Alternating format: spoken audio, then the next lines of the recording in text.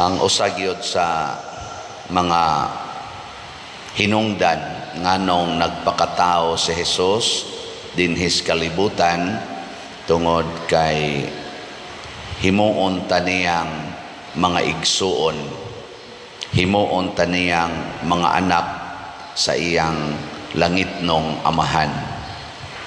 Lingi ay mong tupad ing na unsa man roy imong batasan murag anak sa Ginoo. Ing na kuno na wala ba manglingi ay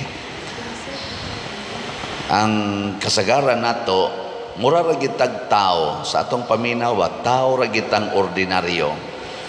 Ayaw oy gipakamatyan tas Ginoo, giantusan tag maayos Ginoo aron lang gyud mahimo tang anak niya. Dili sayon ang iyang gibuhat ni Kristo, dili sayon aron mahimo lang gyud tang anak manununod sa langit. Nya ato lang kada bang murag kumpiyansahan ra nato ba? Tao ra kita, tao ra gyud. Nya magtinaw ra kita, nya magsige pa kita rason-rason, saon man gud tao ra man gud taon tapader, tao ra man ko. Manjud ko kapugong, tao ra man ko. Mao na ang nakaapan kay atong gi-highlight og maayo ang atong pagkatao nga unta ang Dios nag-highlight naman untag maayo sa atong pagka-sinagop nga mga anak sa Ginoo. Katubitang nahitabo diha karong bag-o diha sa may yati nga mga batan-on kaayo nagpinusilay nya nangamatay gyud in taon, mga minor de edad pa. Kulang gyud sila sa pagsabot. Ang ato rong mga kabatan-unan kulang kais pagsabot nga ako di ay anak sa Dios. Dali kayong masuko, dali kayong ma-discourage nya maghimo dayog mga buhat nga makalingaw nila, bahala na og yawanon kaayo ang maong mga buhat. Kay ambot ang mga ginikanan unsa sa kay inyong gitudlo sa inyong mga anak. Kinsa dinhing ginikanana be nga magsigig og sulti sa inyong mga anak sukat pag-isuna hangtod karon nga kamo hinumdumi nga mga anak mos Ginoo. Tas kamot mayo na iniisa ginagmay.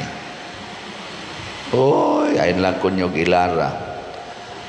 Kasagaran gid nato, ako mong anak, tahura ko ninyo, sunda ko ninyo. Mao ginaisagad. Kamo mga ginikanan, ingna na inyong mga anak, ayaw mininyog tahura. Day, dong, ayaw mininyog tahura. Tahura ninyo ang tinuod natong amahan, nga mao ang Ginoo. Ayaw mininyog sunda. Sunda ninyo si Kristo. Kay kung sundo ninyo si Kristo, ang tanan nga inyong pangayoon sa Ginoo ihatag gid na ninyo. Ayaw mig sunda. Kay mga yawanon sad mi. Ana. Haron ang inyong mga anak kamaong mutahod sa Ginoo. Nya kay ang Ginoo nagsugo mas mga anak, tahura ang inyong mama ug papa, di mutahod gid na sila sa ilang ginikanan kay nagsunod man sila sa sugo sa amahan. Pero di nato ipaila ang Ginoo ngadtos mga gagmayng bata ug di na ipaila na manubo ginang di kaila Ginoo. Kamo mga ginikanan kanang inyong mga anak, mga babay, tube-tuban dayon diri, gagmay pa kay galisod paglakaw nya palakaw-lakawon nga nagdayapir. Sakto ka na. Nya tube-tuban, sabong-sabungan diri murag spaghetti nya, baklis ang likod, lakaw-lakaw ang bata ngadto. Nganong mao man imong gipasulob sa imong bata sa mahasulan magud siya para sulubag sinina gud kay nga murag kalimuotan ba ana. Unya ini kadako ana mao na nga nagbaklis-baklis na anas publiko. Kay naanad naman atong baklis-baklis. Nya itudlo dayon, sige day, paninduta gid na imong legs, kana imong dughan paninduta kay moapil tag beauty pageant aron mo sikat ka. kuang sang bata, TikTok sad, oy, ka nice, ka beautiful. Sige, ingong beautiful. Nganong beautiful man, kay kamaong mo pakita sa iyang mga parts nga private. Nya tawgon dayog, gorgeous beauty. Ano mo na perti sa nila kadasig anang maglakaw-lakaw anang intablado, apil anang kuntis-kuntis nga gagmay na lang kay gipanghapin diri. Nya usas mga judges ang pare. Sige sa ladok laway pare anak. Nya anak pa kanas Ginoo. Ha? Nya karon kay na may social media, mga batanon kayo, mga teenagers, daghan mang mo view. Kung magpakita ko sa akong private parts, pakita dayon aron makakwarta kay daghag mo view sa YouTube, sa TikTok o sa panadiha Facebook. Nya like din ta, daig dayon ta. Ana, amo na naro ilang gihimo ng negosyo ang lawas labi na gitawon sa mga babae. Sa una, mura man taglainan nga hala, nagbaligya siya sa iyang lawas, tawgon siya babaeng mubuglupad. Aon sa to? Sa titawagan na? Langgam nga mubuglupad. Aon sa amo lagi. Kanta ba ni Freddy Aguilar ba? Aon sa to na? Kalapating mababa ang lipad. O kana pati nga mubo og lupad. Mao manay kanang atong kuan sa una niya. Murag tag lainan ba nga mauna iyang gibuhat, pero karon sus daghan ng gabaligya sa ilang lawas naa sa social media. Nya wala nas bayad, dili na nis bayad daogon. Unsa man ni daogon sa mo view, kay kada na ay mo view niya mo follow naa na may kwarta nga musod ngadto sa nag-display sa iyang lawas. May nalang na padel kaysa maprostituta nga gamiton gyud ta. May nalang na kakwarta tagamay kay ni agud ni kuan, ni agud tay. Di ra ba na gamay usay mo million ba yan ang ilang income in 1 month? Oy, mo million oy usahay. Tungod anang ilang pag-display ilang lawas niya unsa man na anak patas Ginoo o anak siyawa? Anak sa Ginoo. Ang atong binuhatan, di na anak sa Ginoo, anak na tasyawa sa binuhatan. Muna si Jesus, niingon siya, siguro gyud ko nga ang amahan muhatag ninyo sa tanan ninyong pangayoon, nga dili na ako maoy mangayo, tungod, muna ni ang kondisyon, tungod, kay nahigugma man mo nako, og mituo man mo nga ako, Dios. Yan niingon din siya, tinuod bitaw nga ako Dios. Nianhi ko sa kalibutan ug karon mubalik nako ngadto sa akong amahan. Kita sa diin man tagikan. Diin man tagikan. Gikan punta sa Ginoo. Iyat ang gipakatao din sa kalibutan ug kanindot unta kun moingon sa ta karon mubalik nako ngadto sa amahan. Ngilingay mong tupad. Inakanusa ka mubalik. Inaganahan na kang mubalik ngadto sa amahan. Daghan kay nato di ganahang mubalik. Ngano man kay na-attach na sa kalibutan. Magsige pa yung ingon, not now. Kanusa man diay. Pagbuot las Ginoo. O lagi pagbuot magkades Ginoo. Unya nganong not now man. Lord, matuman imong pagbuot, pero ayaw lang sa karon, Lord. Nga buangon. Kanindot dito sa balay sa amahan, kanindot makigtipon tas atong amahan, murag katong prodigal son, gakos taon sa siyang papa, kay purting lisura sa iyang nahimutangan. Karon baya, murag yatag mga prodigal son, tungod ani itong pagsupak-supak, tanawa, lupig pa nato'y baboy, di ba katong prodigal son, ang baboy, di na mag-isa makakaon sa laog sa baboy. Karon pareha ato dihang gipangpusil lang diha na naglingkod atong bangko niya, gipangpusil atong nangabot. Lupig pa'y baboy, murag mga manok. Pang-ihawon tanibing, ana. Di ba? Ana naman ron. Nganong naingon ana man, ipasuyop magmaayo. Sige naman sa ron, kabaha naman sa ning atong mga suyupunon. Nawawa biya ang tanig kadiyot. Nahilom-hilom na ba ang ni? Pero karon mura naman sa ni. Ambot, di bagi kata mga lumos ani kay ni kuan naman sa sugod naman sa tanawan niyo sa balita, dunay nasakpan pila na sad ka milyon, dunay na intercept pila ka milyon, pila ka bilyon nga drogas. Kusog na kayo.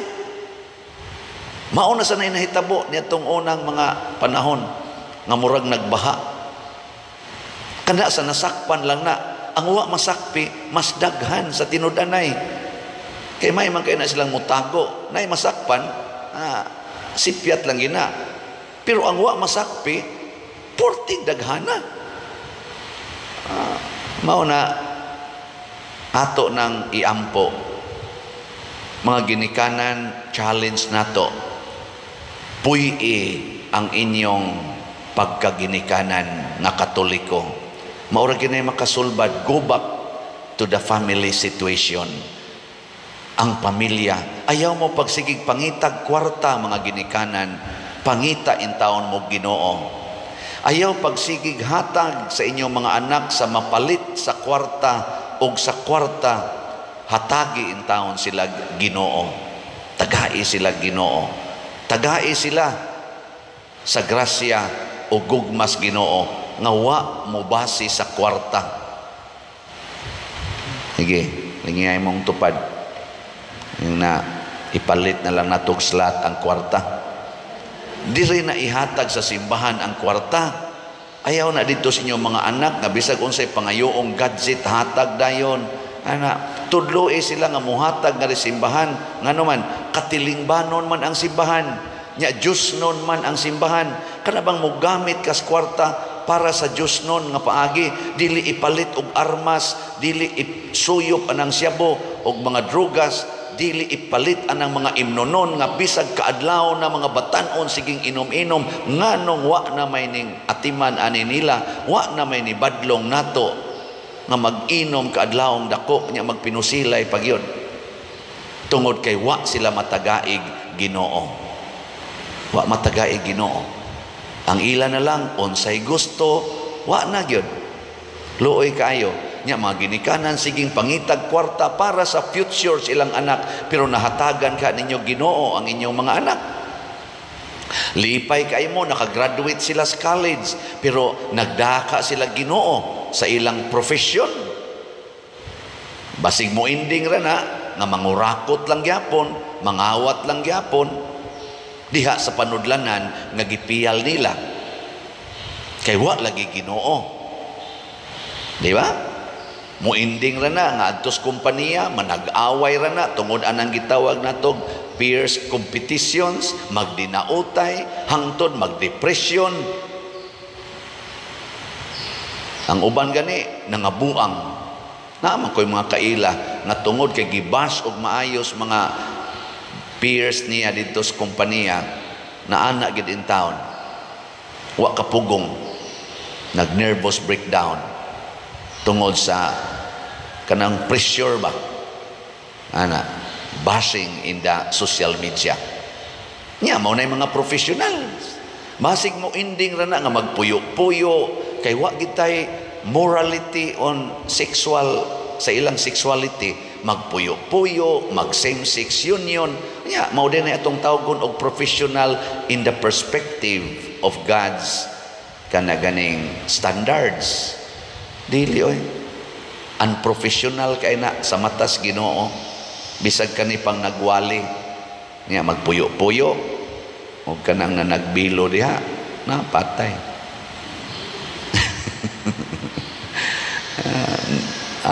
Og masipyat sa basin. Pero lagi na butangan na to Ginoo. Mao na dinhi kaning atong baligya-baligyag slat, mura ni siyang tiaw-tiaw. Pero daghan kay mga kinabuhi nga nangausab. Nay uban mo ingon ako, Father, di jud ko manghatag sa una, mangaway pagani ko. Pero karon Father, sige na kog panghatag, di na sad ko maningil og utang. Kay naanad na kog palit og slat.